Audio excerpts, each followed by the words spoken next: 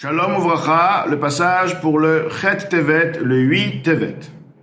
Ve'al Dvarim Betelim, et suite à des paroles futiles, du bavardage, Beheter, avec permission, Kegon, par exemple, Am Haaretz, un ignorant, She'eno Yachol Lilmod, qui ne peut pas étudier, Tzarich Letaer Nafshot, de même, il a une impureté qui s'est collée suite à ces paroles vides, ces paroles qui n'ont rien de Kedusha. Il a besoin de purifier son corps, mitou mazo de cette impureté-là, des klipazo de cette écorce, aliédé gilgula bekafakela, de par ce qu'on appelle le fait de passer par le châtiment de kafakela, c'est une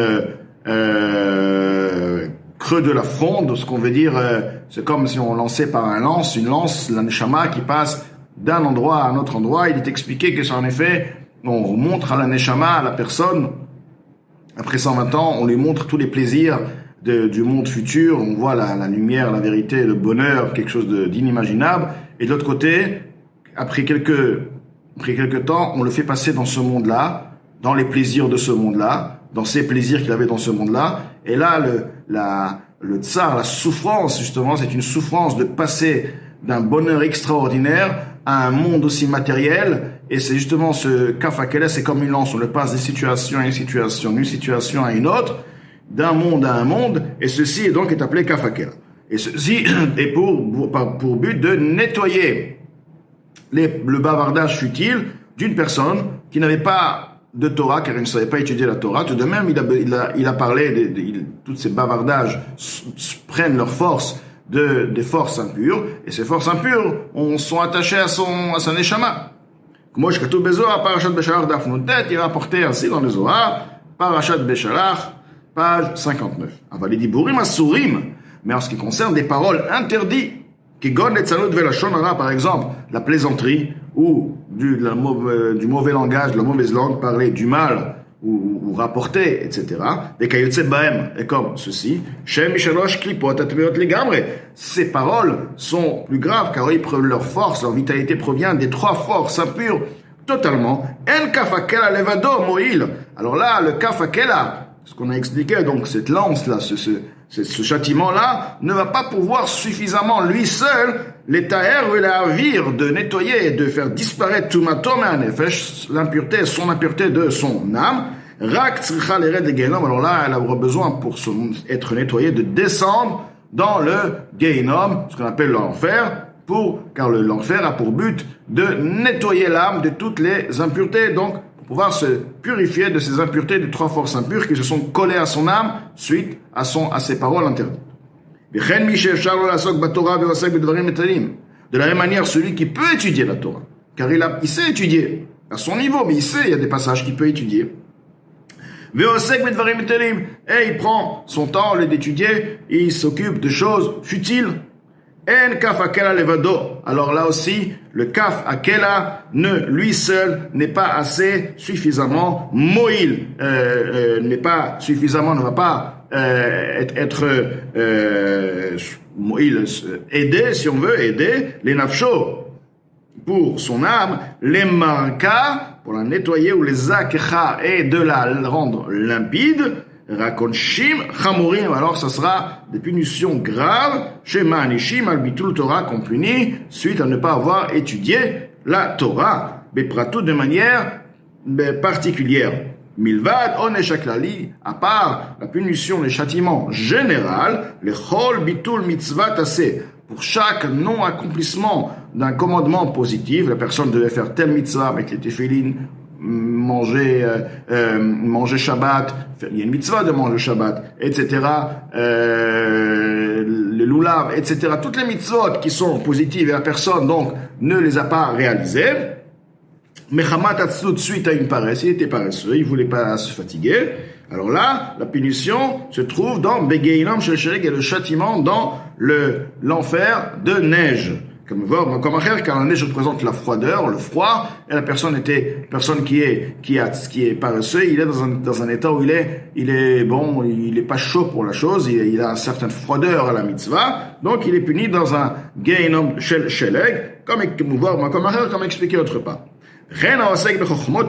Celui aussi qui étudie les sagesses des nations servant les excréments, donc de manière générale, toutes les sagesses qui ne sont pas les sagesses de la Torah. Ceci, effectivement, est une sagesse. Il n'est pas en train de dire des histoires, il n'est pas en train de... Mais tout de même, ceci est considéré dans le cadre de paroles futiles. Les inyanavon bitul Torah, en ce qui concerne le fait de ne pas avoir étudié la Torah, car il aurait pu étudier la Torah à ce moment-là. Et au lieu d'étudier la Torah, il s'est investi dans une étude profane. Comme il est expliqué, est écrit dans les lois de Talmud Torah, de l'étude de la Torah. Davantage, il y a encore un point de plus, un surplus. Yetera, tumata, shel chokhmat, aumot, degluim, l'impureté de la sagesse des nations servant les excréments, donc les sagesses profanes, où on a une impureté plus grande, al-tumat, varim betanim, plus grande que l'impureté de celui qui parle des paroles futiles. Pourquoi? She'eno malbish metame, rakamidot, celui qui parle des paroles futiles, il ne va habiller, il va rendre impur uniquement les facultés émotionnelles, les midot, miyesoda ruach akadosh, de l'élément de ruach, l'air, ce qu'on appelle ruach, c'est l'air. Nous savons très bien que toute chose est composée de par les 4 bases, les 4 éléments esh, ruach, maim, afar. Donc l'âme en elle, et a aussi en elle spirituellement le esh, le feu, l'air, maim, l'eau, afar, la poussière, dont à partir de ces 4 éléments dérivent tous les midot, les facultés de l'âme. Et là, la personne, de par ses paroles futiles, il a rendu impur.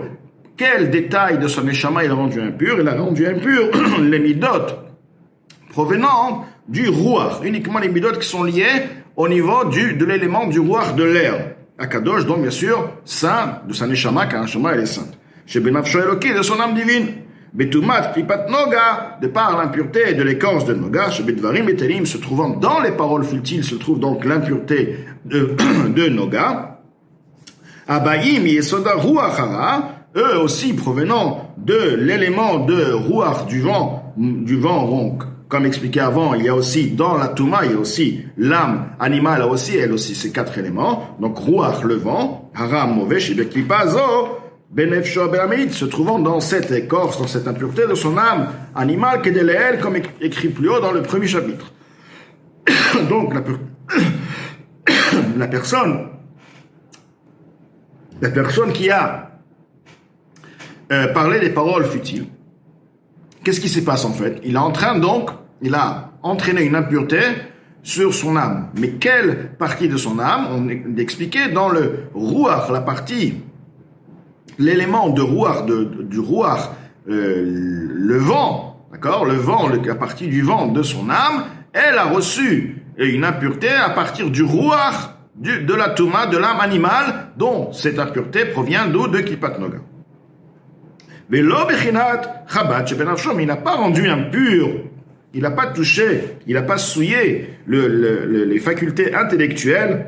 Chabad, c'est Chochma, Binadat, la sagesse, compréhension, connaissance de son âme, mais Achar, Shem Livrej tout, étant donné que ce sont des paroles qui ne sont pas liées avec l'intelligence, ce sont des paroles de bêtises, il a parlé des paroles futiles, ou Borou, des paroles vides, chez Gama Shotim, même les idiots, même les ignorants peuvent parler, ce ne sont pas des paroles qui sont liées à la sagesse, donc il a rendu impur uniquement le ruach de son âme Akadosh, son âme Akdusha, son âme saint, à partir du ruach, qui est l'expression des paroles provenant du ruach de l'âme animale. Mais ce qui n'est pas ainsi, la sagesse des nations servant les excréments, les nations du monde, là, lorsque la personne met sa tête et étudie des sagesses profanes, à ce moment-là, il va vêtir, il va souiller Bechinat Chabad chez Benafsho, le niveau intellectuel de son âme, car nous avons de l'âme en elle les émotions, les facultés intellectuelles, les facultés émotionnelles. Donc là, il va rendre impur les facultés intellectuelles de son âme chez Benafsho Eloki, de son âme divine, Betumat Klipat Noga, de par l'impureté de l'écorce de Noga, chez Bechochmot Elou, se trouvant dans ces sagesses Là, chez Naflou, Shama Bishvirat Akelim, où ils sont tombés dans ces chokhmot, dans ces sagesses, lors du brisement des réceptacles, du niveau arrière de la sagesse de Kedusha, qui a donné des reines comme il est connu, pour ceux qui connaissent la sagesse, reine, chokhmah, nistar, la sagesse secrète, ce qui veut dire que lorsqu'il y a eu le brisement des réceptacles avant la création des mondes, il y a eu donc ces lumières qui sont descendues suite à un brisement de réceptacle, c'est-à-dire un réceptacle de Kedusha, bien sûr, tout était Kadosh, dans Olam HaTohu, et ce brisement a permis de nourrir et de donner une certaine force aux forces de l'impureté, et à partir de ces lumières-là, toutes ces sagesses ont pris jour, ont pu exister. Donc ceci ne change rien, parce que de toutes les manières, cette sagesse aujourd'hui provient de l'impureté qu'il a absorbée. Et la Imken Oseotam. Mais alors, il y a une exception. Si la personne étudie ses études profanes, car d'homme l'achtorbaim, en tant que hache, ils les utilisent comme une hache pour couper avec des haïnou. Que veut dire une hache pour couper? Ceci veut dire que dès l'hyparnès même, pour avoir à partir d'eux une parnassa, avoir une opulence matérielle, avoir ses besoins, berevach de manière large, la voix d'Hachem, pour pouvoir servir Hachem. Donc il va faire ses études, pour pouvoir avoir une bonne parnassa, pour pouvoir faire grandir une famille dans la Torah et les mitzvot. Ceci doit être prouvé, car si cette personne effectivement le fait, donc il faudrait voir que sa famille suit la Torah, suit les mitzvot, étudie, et même lui-même, dès qu'il a un moment libre, il est dans la mitzvah, dans l'étude. Donc ceci, il a prouvé en effet la réalité de son intention, de ses études. C'est pas juste donc pour avoir de l'argent, pour avoir un bon poste et pour avoir une belle vie. Donc ceci, c'est lui, et Akadosh Baruch Hu, Hachem pourra le tester et lui dire exactement pour quelle raison il a vraiment fait ses études. Quoi qu'il en soit, donc la Noazak nous explique que si la personne va maintenant utiliser ses études pour servir Hachem, ou alors il sait comment les utiliser pour servir Hachem. Par exemple, il va apprendre la médecine pour guérir des gens, non pas pour avoir de l'argent, à part le fait d'avoir de l'argent, mais pour guérir les gens, pour aider les gens. Donc servir à Kadosh Baruch Hu, pour pouvoir étudier la Torah dans ce domaine, développer des notions de Torah suite à la connaissance de la médecine, etc. Ou le Torato pour son enseignement. Rambam, ceci est la raison du Rambam qui était médecin, le Maïmonide, le Ramban et le Nachmanide, Zichronan Vracha de mémoire béni, Visiatan, tous ceux qui ont marché dans leur voie, chez Askubahem, qui se sont investis dans les études profanes, car ils ont utilisé ces études pour avoir une connaissance dans le domaine profane, pour pouvoir servir Hachem, pour pouvoir aider justement à travers ces études-là, pour pouvoir donner la halacha, donner la Torah, et avoir aussi une parnassa, pour pouvoir servir à Kadosh Baruch Hu. Ils l'ont prouvé, car la meilleure preuve, c'était des tzadikim. Toute leur vie était uniquement pour faire avodat Hachem.